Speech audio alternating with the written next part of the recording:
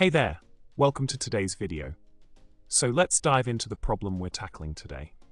The code snippet we're looking at presents an interesting problem with the output it generates, especially after the View 0 section. Despite following clang and GCC optimization, the values printed after created in View 1 differ from those displayed in View 0. There's also the added twist of warnings popping up when enabling specific flags in GCC. It seems like there's some undefined behavior going on here, but why is that happening? Now, let's delve into the solution to this problem.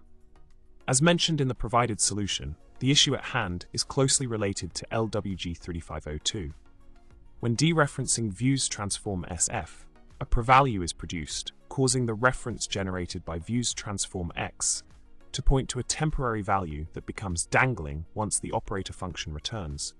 This explains why the output in View 0 may vary and lead to unexpected results.